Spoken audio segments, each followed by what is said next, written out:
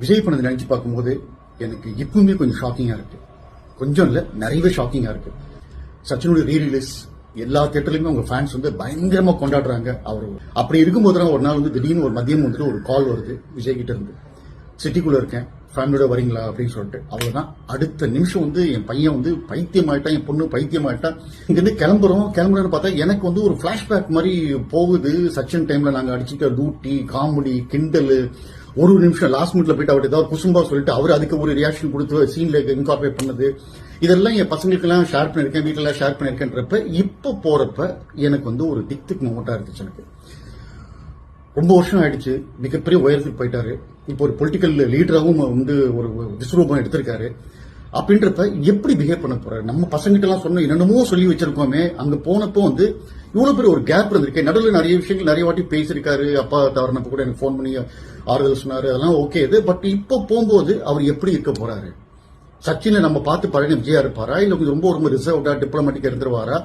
அப்படி இருந்தாரு அப்படின்னா பசங்க எப்படி அதை எடுத்துக்க போறாங்கன்றது எனக்கு ஒரு திக் மொமெண்டாக இருந்துட்டே இருந்துச்சு. நேரா போனோம். திடீர்னு பாத்தீங்கன்னா சடனா உள்ள ஒரு என்ட்ரி கொடுத்தாரு. அவர் வரும்போதே பாத்தீங்கன்னா அப்படின்னாரு. நேரம் வந்தார், அப்படி கட்டி பிடிச்சாரு. அதுக்கப்புறம் என் பையன் கை கொடுத்தோன்னா கையை இழுத்து டக்குன்னு கட்டி பிடிச்சாரு. அதுக்கப்புறம் பார்த்தா டாக்டர் ஹக் பண்ணாரு. அப்புறம் பார்த்தா அது அந்த இடத்துல பாத்தீங்கன்னா ஒரு 3 பெரிய பெரிய கவுச் இருக்கு. அவர் மட்டும் ஒரு இடத்துல உட்கார்ந்தாரு. என் பசங்க கொஞ்சம் தள்ளி உட்கார்ந்துருந்தாங்க. ஏன் அங்க உட்கார்ந்துருக்க, இங்க வாப்பான்னு சொல்லி அவர் பக்கத்துல உட்கார வச்சுட்டாரு. நீ வாமா அப்படின்னு சொல்லி பக்கத்துல உட்கார வச்சுட்டாரு.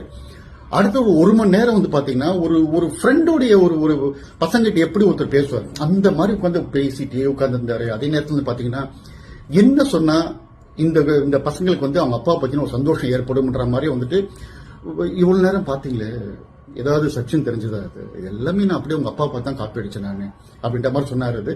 அப்புறம் பையன் காமிச்ச விஷயத்தெல்லாம் ரொம்ப சின்சியரா கேட்டுக்கிட்டாரு. அவன் பண்ண டிசைன்ஸ் எல்லாம் கேட்டுக்கிட்டாரு. அதுக்கப்புறம் அவனுக்கு ஒரு ஃபேன் பாய் மூமெண்ட் மாதிரி இந்த பெயிண்டிங்கை கொடுத்து சைன் பண்றீங்களா அங்கிள் அப்படின்னு சொன்ன பார்த்தா அவரும் எங்க பண்ணிட்டுப்பான்ற மாதிரி இது பண்ணாரு.